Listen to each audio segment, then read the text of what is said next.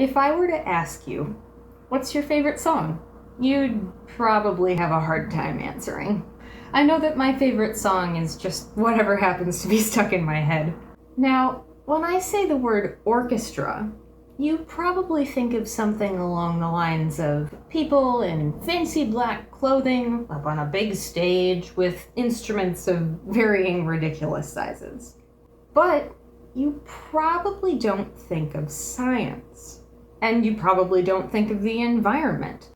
But music can be about social change. The composer Alan Hovhaness wrote the piece "And God Created Great Whales" to bring awareness to whales' environmental plight, and to ask the more philosophical question, do whales have souls? To learn more about the piece, I spoke with members of the Michigan State University Concert Orchestra as they prepared the piece for a performance.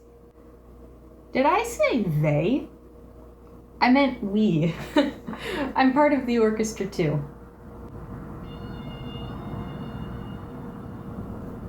I think that's the sound of my co-stars warming up. Let's head over to rehearsal and find out more.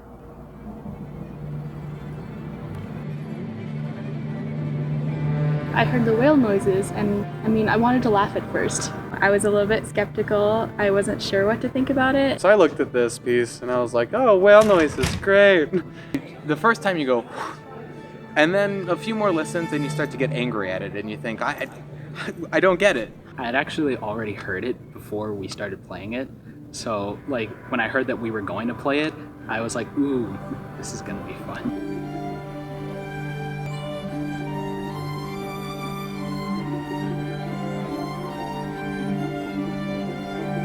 Alan Hovhaness is a mid-20th century composer, sort of early to mid-20th century composer, American of Armenian heritage. His music is very spiritual, very spacious, very influenced by musics from around the world. And he suffered a lot of discrimination because of his Armenian heritage and because of his musical style. He struggled to find an audience for his music, but with the premiere of his second symphony, Mysterious Mountain, he became super popular. And then this piece, "And God Created Great Whales," is probably his most known piece, maybe because of just the whale sounds. It was written in 1970, sort of at the forefront of the Save the Whales initiative in the 70s. It was inspired a little bit by an album that came out in the same year, a collection of whale songs. Alan Hovhaness, with the help of several marine biologists, recorded 3 separate whales.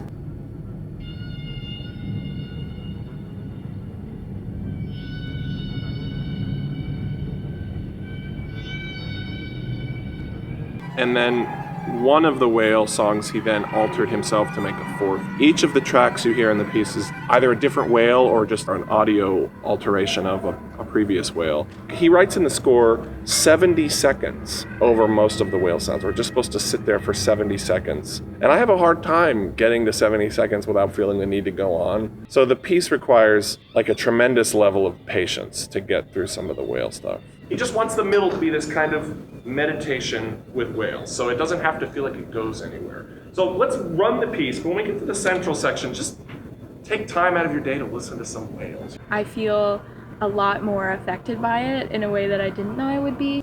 Once I'd started to hear it maybe 5 or 6 times and we'd rehearsed it and talked about it some more in depth, now I quite like it.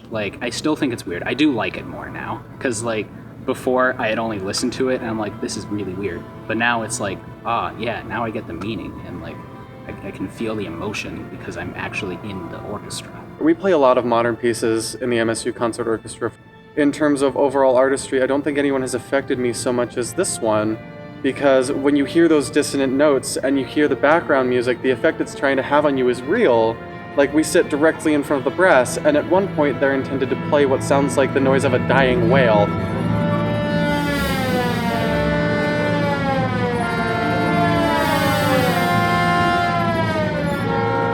No one was told that was supposed to happen, and the minute it happened, every nerve in my body shot off like there was actually a giant dying whale behind me.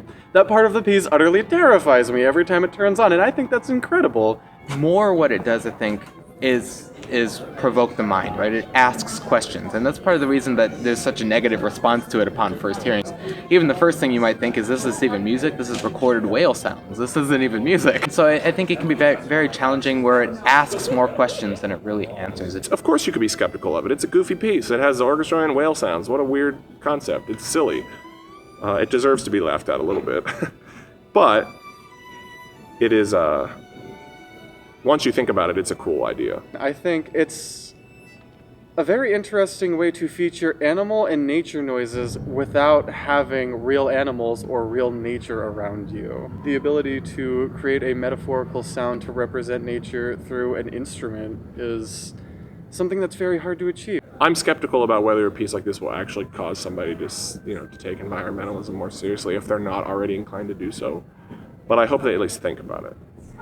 Yeah, it's about the environment and like, don't kill the whales, that whole sort of stuff. Well, clearly, Save the Whales, the whole movement, was why the composer wrote it. But I also think he kind of wanted to talk about how precious or almost like better animals are than humans. That they're much more pure because they don't have those complex emotions that humans have. So I think he also wanted to celebrate the fact that they're pure in a way that humans can't be. It kind of endears whales to the audience and to the orchestra. Makes you feel like you have a connection with them when you pair the whale sounds with the music. I'm personally not convinced that there's a specific message. Maybe the closest thing is he hints to it at the end, which is so violent. It's very clear that he has a sympathy towards these creatures, and it's very clear that he's angry that we're killing them. The violence at the end of the piece is decidedly negative.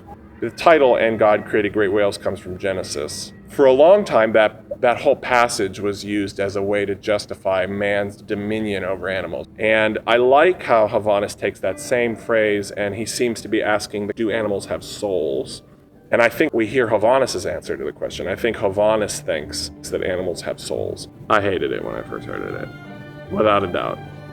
But I'm not sure that it's part of the equation of the piece whether you like it or not. I think it's a piece that you just experience, and it sticks with you. I have no doubt that the students in the concert orchestra will remember it.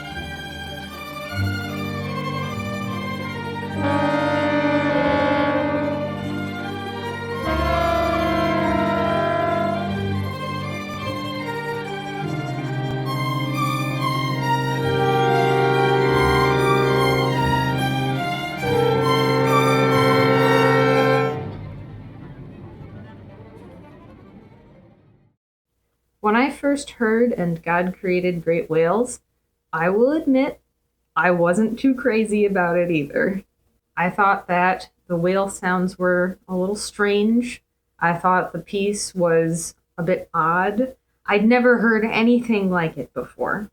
But everyone in the orchestra is right. It's definitely a piece that grows on you. It's something that you can listen to multiple times, and every time you listen to it, you hear something new.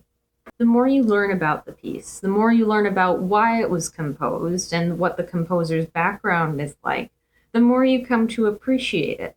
And even if you never end up liking it, you'll at least have a better understanding of why it is the way it is. Scientists have a lot of theories about what whales themselves actually use their songs for. Some think it's to help them find a mate, some think it's a kind of whale sonar, some think it's a way for whales to communicate over long distances. But in this case, with "And God Created Great Whales," Alan Hovannes seems to be inserting whale sound into an orchestral piece in order to show just how similar whales are to people. It's an interesting piece. It's a thought-provoking piece. And I know that the next time I go to listen to it, I will have a better appreciation for it, knowing the history and the social movements behind its composition. Thank you very much for checking out my video. This is the first in a series about creative ways to communicate science. Don't forget to like this video and subscribe to the channel for more updates. In the next video, we are going to take a trip to the theater to see some science. Thank you very much, and I hope to see you in the next video.